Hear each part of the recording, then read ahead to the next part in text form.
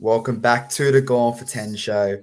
Now, Larry isn't here. I am your host. It's the Tony Rosina on Instagram and Twitter.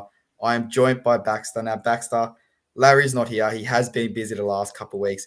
I've given him a bit of it's okay. We'll get back to it. But I believe you want to send Larry somewhere. Where are you sending Larry this episode? Look, he can go for 10, mate. For not showing up for 4 weeks, just a bit disappointing. You know, you hit the ground running at the start of the year, and I know I've been bugging you every week going, when's the new episode going up? When's the new episode going up? And it's always Larry's busy, so he can go for 10, and yeah, that's it. All right. Well, we have got you on here. It has been a good year for you. Obviously the Cowboys, they did just beat the Titans 36-16, so they've won another derby. It was without a few key players, but we'll jump into Origin a little bit later. I'm going to throw it over to you. I know you have a few stats that you want to talk about, but just talk me through first how you're feeling as a Cowboys fan. You kind of cemented yourself in that top 4 position, so talk to me about that. It's been really good. Todd Payton obviously tried to hit the ground running last year and cement his ways of doing things. Obviously, you know, benching the likes of Tamalolo and reducing his minutes to try and get him the most out of that contract that he's locked in for another 4 or 5 years. But this year's just been overwhelming. I know in the preseason that he was abusing the players, not badly, but just saying, like, if we're doing ball work and the ball work wasn't up to scratch, it's like, boys, get your runners on. We're going up to the local Castle Hill, which is virtually a vertical leap. And he's just run laps up and down all day and until he got things right. And yeah, we're just coming out of the blocks running, and it's been good. It's been really good.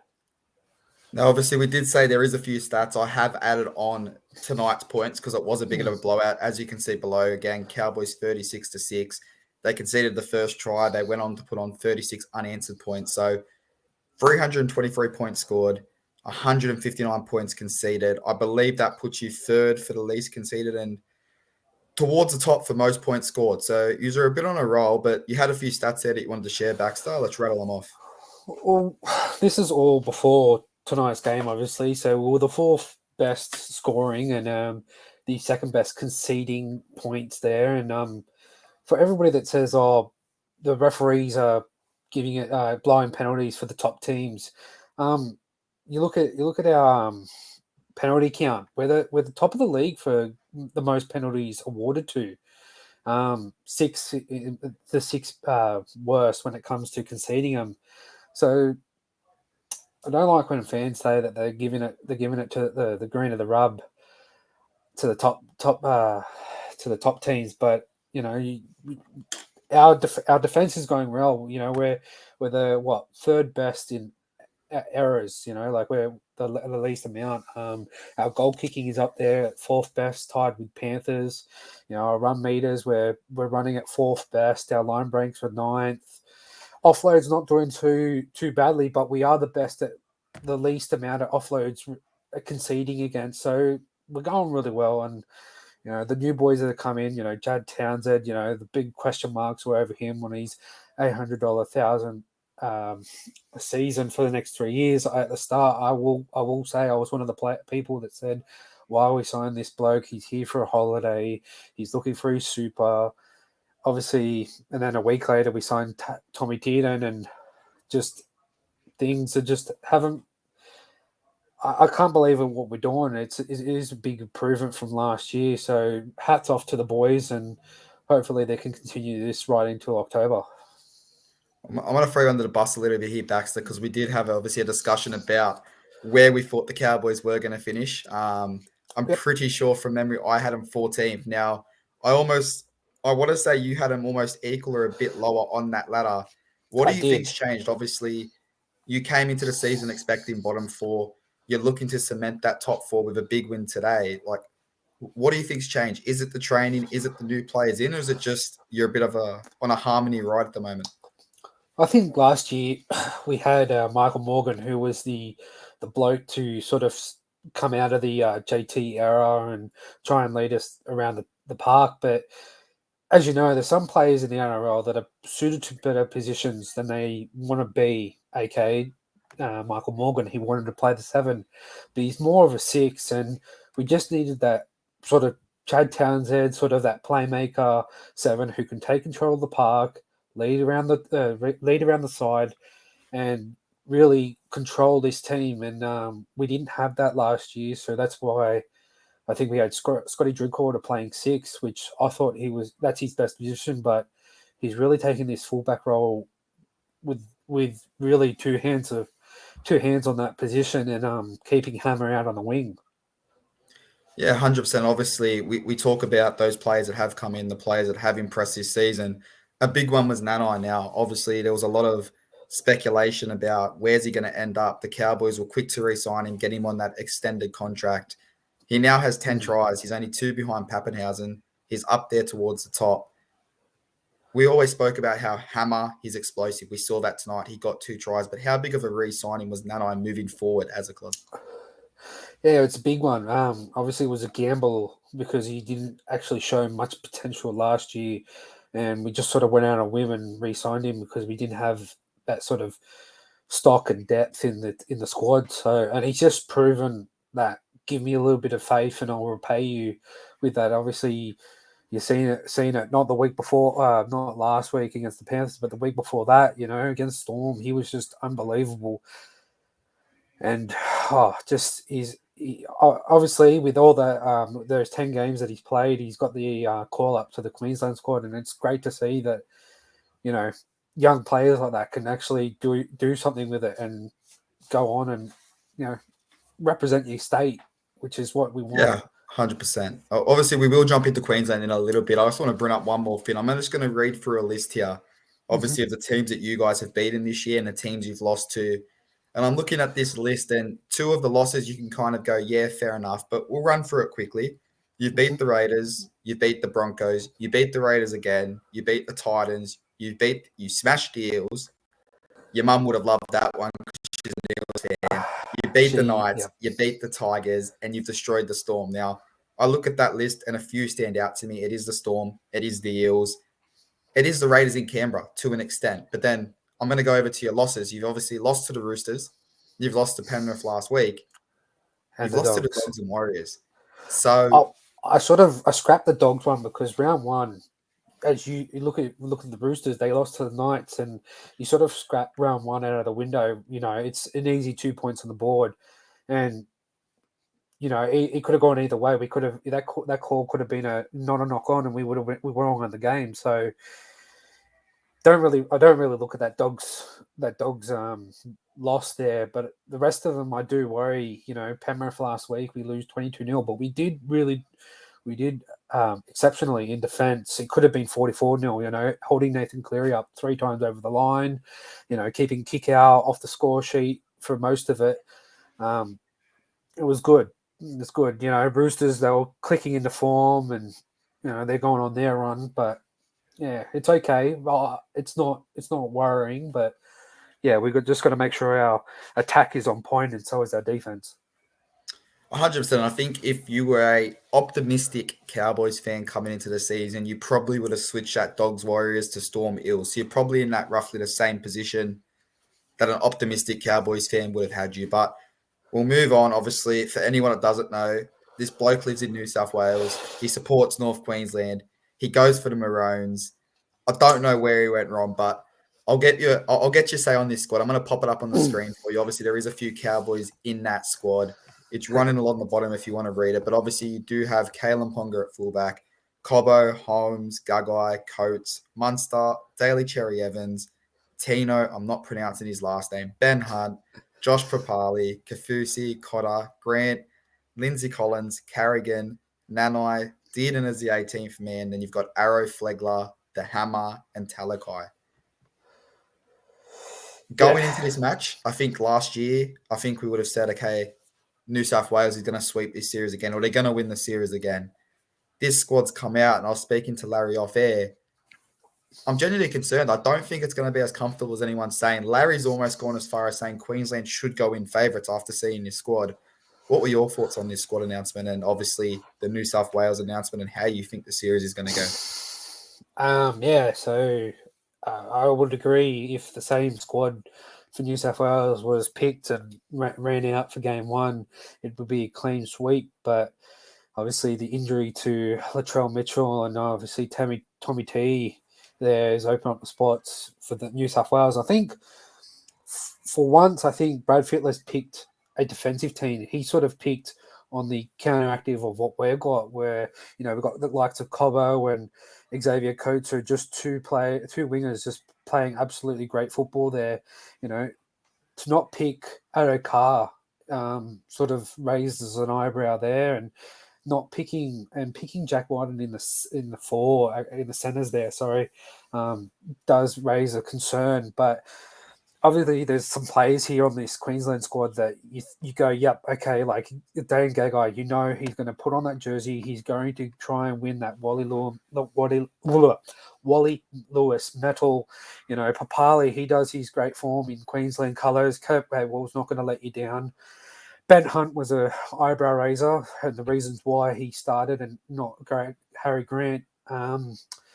Darley Cherry Evans, he is this quiet captain that, he's basically given the 7. I think there could be other players there that you could have picked and gone for the future. Obviously, Karen Munster's picking up in form. It's great to see. Kalen Ponga is my only biggest worry there. Obviously, him this season has just been a big letdown for the Newcastle Knights, and obviously signing that new 5-year, $5 million deal is just not done the best thing for him. So, look, could you have picked someone else at fullback and taken the hit? I don't know, but look, this pack looks good. Obviously, the last year we did not have a single Queensland team in the top 8, and now we've got two dominant Queensland teams in the top 8, top 4. It's good to see. It's good to see that the boys are back, and hopefully Billy gets a win on the board. Yeah, 100%. And I mean, I'm not going to agree with the win on the board, but I do agree with what you said about this squad. Obviously, as a New South Wales fan, it does scare you. You read down that list and you take out, obviously, the likes of Cobbo, who has been explosive. We're going to see how he goes on the Origin stage. We know it's a completely different game, but Gagai, like you said, Fittler's obviously shit himself with Coates and said, I need Daniel Tupu because I need some height to counteract those kicks. Now, yes, I agree. Ado Carr was a bit of a harsh admission, but obviously you have to adapt to what you think is going to go in the game. And if you look at when Melbourne play, every 5th tackle is a kick up to Coates. Now, his consistency, I think, is a bit of a worry. We've seen him have some good games. We've seen him have some not so good games. But I look at this squad and I'm still going to go New South Wales, but I think it's going to be 2-1. I don't see us getting that sweep. But Ben Hunt, I kind of understand it. Harry Grant has been injured. He has obviously battled the flu. He went to press conference today. He did say he's going to play. The injury's fine. The flu's coming over. But we've got to remember, this Ben Hunt, this player, how he's playing this year, I know it's not in this position, but he's leading the Dally M's after going behind closed doors. So he is the most informed player. So I'll get your thoughts on that. Do you think Ben Hunt is one of those players where he's versatile? So obviously if Munster or Cherry Evans do go down, you can slip him straight in that position. And I guess looking at the modern game, is it a benefit that you have a player that can kick from that dummy half row? Yeah, obviously, as you just spoke about, Harry Grant coming off with that little illness and not playing the best with his injuries. It was an eyebrow raiser on why he was picked at 9, due to the fact that he wants Ben Hunt to sort of absorb that 20-minute period that we know that's going to be all bashing and bruising there. And then Harry Grant comes on where the middle starts to open and he just flies like we normally do. Yes, it is good to see that we can have a player like that who can kick out a dummy half, who can read the play. He is in great form, as you said, top of the Dally M leaderboard. I think his best position is 9. We have seen players who played in the halves, 6 or 7, and moved to the 9 role and just turn over a new chapter in their book and play outstandingly football. The latest one to do that was sort of Peter Wallace for the Penrith Panthers. He played 7, wasn't doing too well, jumped to 9, and he did really well in the 9. So I don't. It's was an eyebrow raise on a why when he was first picked before reasons were given, and now that the reasons are there, it just makes sense. And yes, if Cameron Munster or Daly Terriers do go down, yes, it is good to see that we can slip him into the halves. We can put Harry Grant on. Harry Grant can play an 80-minute role. It is fine, and if we do get a couple of HIAs, we do have Tom Dearden in at the 18 role who can come on and fill that 14 sort of role that we have created. So it is good to see that we have some sort of utility around the back there, and it'll be a great game next Wednesday night. Obviously, we will jump into your prediction on that game just quickly, but obviously you are wrong. We haven't had a few episodes, so we're going to run through obviously our predictions quite quickly for this weekend. There is only 3 more games to go. Without a doubt, you would have gone the Cowboys. I think majority of people would have gone the Cowboys, regardless who was in or out of that squad. But tomorrow's matchup, obviously the Panthers versus the Bulldogs. Yes, the Panthers have 6 players out. We know how good their depth is. Who are you taking in this game? And 1-12 or 13+? I'm going Panthers 1-12. Obviously, they've got a rookie combination there to begin with, and I just don't see the Dogs getting out of their sort of behind the scenes problems there. So yeah, 1-12 Panthers. All right, we'll move into Saturday night's game. I have gone the Panthers. I still think they're going to put on a 13+. I think there's enough experience there. Obviously, they do have to replace that Luai Cleary. That is massive, but I think they've got enough in their youth system to get through there. So we'll move on to Saturday's game. It's the Sea Eagles taking on the Warriors. Again, who have you gone for? 1-12 or 13+? Again, 1-12 Sea Eagles here. I think that Kieran Foran has a thing to prove to the Sea Eagles board of not renewing his contract there, and I think he can do. I think the team can rally around missing Tommy, missing Daly Cherry Evans, and they can do a number and win 1-12 there. Yeah, I'll be honest. I did tip the Manly Sea Eagles in this one. I obviously forgot the Daly Cherry Evans was out, and we've always said when Trebojevic is out, Daly Cherry Evans steps up, and I'm a bit worried for this squad. So I'm gonna leave my tip where I've tipped them, but for the purpose of this show, I am gonna go to Warriors 1-12. I think they get that result. Obviously, with the experience of no DCE, they're probably going to get the result done. But we'll jump into Sunday. It's my boys. We're obviously missing a few key players. We're down in Canberra. It's the Raiders taking on the Roosters. Baxter, are you going the Roosters 1-12, 13+, or are you picking an upset with the Raiders here? No, I'm still going your mob, the Roosters 1-12. I think the Keary Walker combo is doing quite well against no Jack Wadden in the 6 for the Canberra and no Josh Parley for the starting prop role. So obviously them two out. I just don't think Canberra have that enough leadership there to hold out this Roosters attack power that just has probably 3 or 4 players out. So. And your salary sombrero there of depth is just unbelievable. So I believe you'll go down there, get the win. Trent will be happy, and 1-12 there. Yeah, obviously I'm going to go to Roosters. I think it's 1-12. We are obviously missing Tedesco. That's a big loss. I think if you're a Queensland fan, the first 5 or 6 rounds you were probably cheering because he was a bit quiet. He wasn't being himself, but the last month and a half of football shows why Fittler said his position is not in doubt. Just the thing with that, I just think Teddy was quiet at the right time because you had Pappenhausen, you had Nico Himes who were setting the guns blazing, but as soon as they all disappeared, there steps up Teddy he's just cruising along.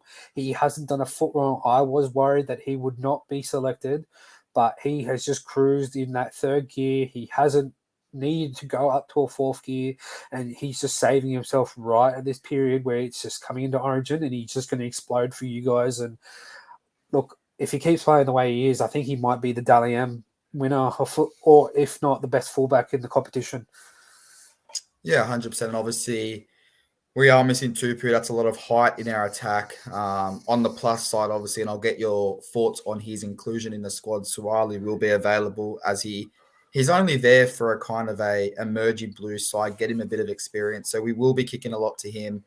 Angus Crichton has a point to prove. Lindsay Collins is going to be explosive for the Queensland side off the bench. But I'll go to Suwali for you just quickly. there's been a lot of blow up around this, especially for New South Wales fans going, what does he do? What has he done to deserve to be in this squad now? There's no way he's seeing the field. Let's be frank. He's not going in the field.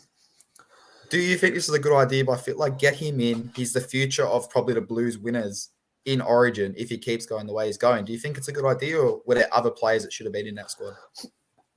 Look, to me, he's more of a centre than a winger. And right now, Blues have a centre problem.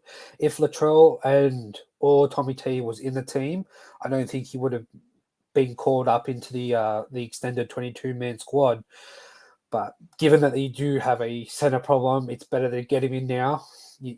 Fittler's probably sat him down and said, look, you're not going to get a touch of the ball of the game, and you're just here just to enjoy it, just to experience it, to get an understanding of what it's like to be a Blue, which I have no idea what that's like. But I don't see a problem. He's playing good football. He's coasting under the radar. He's doing his job, and he keeps playing first grade. So I don't see why it wasn't a problem to include him into the 22-man squad. Yeah, 100%. Obviously, there is one more game left. It is next Wednesday. It's running across the screen at the moment. It's New South Wales, Queensland. Game 1, June 8th, at a core stadium. I'm not going to call it ANZ. I've done it a few times. It is at a core Stadium Australia, if you want to call it that. Stadium Australia, whatever you want to call it. Give me your, I don't want to say non-biased, but give me a realistic view of how you think this game's going to go. 1 to 12, 13 plus. Who are you taking? I'll give you my head prediction. I did say to the boys today at work, I'm guessing a very close scoreline, a 24-22 Queensland way win. Obviously, the first try scorer, I'm just going to go out there with it's going to be my boy Cotter in the 13. He's going to tower over that New South Wales pack and score that first try. My heart says it's a whitewash 30-0 Queensland winning, but obviously it's not going to be like that. We do see from past results that it is a very tight game. It doesn't blow out. There's a lot of dew on the ground. Except for last year. Oh, you didn't play in New South Wales at all, so that's even worse. We had the highest winning record, and we played all 3 games up at your mob up in Queensland. So Well, you missed the last game where you lost, so you didn't even get that one right. But at Stadium Australia, the dew gets a bit thicker down here. The wind starts to pick up as it is at the moment. I just think it's just going to be one of those games where it's who controls the ball more will get the win. I'm obviously going the Blues. I'd love to say 13 plus, and I really hope it is 13 plus, but obviously that squad, the Jack White at centers, Tupu, hasn't had the best Origin career when he has been called up, so it is a bit of a worry, but I'm going to go to Blues 1 to 12. I'm going to chuck... I'm going to chuck To'o, first try scorer. I think he gets across that line, gets whoever he's marking, Cobbo, a bit inexperienced, gets drawn inside. There'll be a flick out pass or goal over the line, but I'll leave it with you, Baxter. If you have anything else you want to say, obviously about the Cowboys, about Queensland, and then we'll sign off because we're about to hit that 25-minute mark. Boys, just keep going the way you do. Obviously, they say if you hit round 10, you're in the top 4, you're going to make top 8 at the end of the season. So fingers crossed we hold on to that spot and go the Cowboys. All right, well, I don't agree to go to Cowboys. Go to Roosters. I hope we have a charge in. But obviously, if you are listening to this video right now, please hit that like button, hit that subscribe, share it with a friend or family member. Even if they don't want it, send it to them anyway, because it's the only way this channel is going to grow. And now that I've got Baxter on board, if Larry can't make it, we will have him on. We will try to look to review a few other teams, try and get a few other fans here, and try and just get this channel growing. But Baxter, I'm going to test you here. I don't know if you've been listening to our videos. I really hope you have been. But if they haven't subscribed, they haven't liked the video, what are we doing to them? You're going for 10. See you later, mate. All right, there you go, Baxter. Thank you for joining me. Like he said, if you haven't liked or subscribed, hit it or go for 10. But thanks again, mate, and we'll talk soon.